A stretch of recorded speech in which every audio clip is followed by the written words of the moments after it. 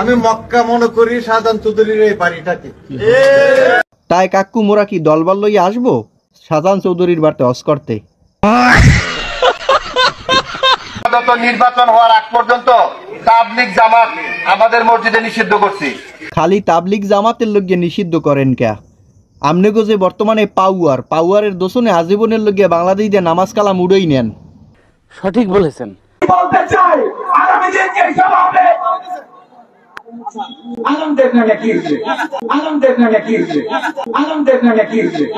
আরে আজান দিতে আছে তাতে কি হইছে? আজানের চেয়ে নেতার বক্তব্যটা খুব জরুরি।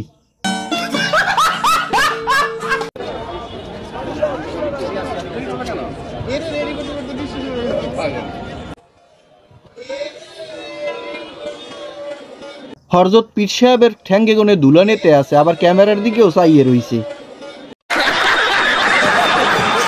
আমরা ধানের শীষে ভোট দিলে আমরা জান্নাত পাবো, এটা আমরা বলতে পারি। অবশ্যই অবশ্যই জান্নাত পাবো ইনশাআল্লাহ। তাদেরকে বলবো বাড়ি বাড়ি গিয়ে মা বোন চাচি খালাদের বলে দেবেন ভোট ধানের শীষে দিতে হবে। যদি ধানের শীষে ভোট না দেন, এই মহিলাদেরকে বলছি আপনারা জান্নাত পাবেন না। দানের শীষে ভোট না দিলে জান্নাত যে হারাম হইবে মহিলারা ভালোই জানে। শহীদ রাষ্ট্রপতি জিয়াউর রহমানের নাম নিলে প্রতিদিন ব্যস্ত নিশ্চিত। কিন্তু খুব সত্য করে বলতে গেলে বলতে হয়, আমার নাম শোনার সঙ্গে সঙ্গেই রাজাকাররা পালায় যেত। ফজলু কমান্ডার আসিতেছে, এই কথাটা তাদের কাছে আগুনের মতো মনে হইতো যে কেউ বাঁচবো না, কাজে সবাই পালিয়ে যেত। বেগম খালেদা জিয়া যার নাম উচ্চারণ করলে মুখটা পবিত্র হয়ে যায়। এই নামটি উচ্চারণ করতে হলে তারেক রহমানের উঁচু করে নামটি উচ্চারণ করবেন, কারণ আমরা ওনাকে বরণ করে নেওয়ার কোন প্রস্তুতি নেই। মা বোনেরা আপনারা সবাই উলু দিয়ে বরণ করে নিন। সবাই বলেন উলু দেন।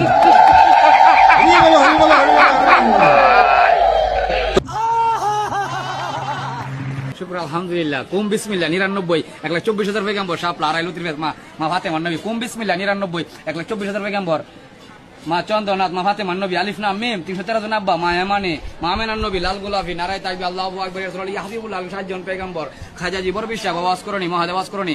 যেটা 15 বছরে হয় নাই সেটা আজকে হয়েছে।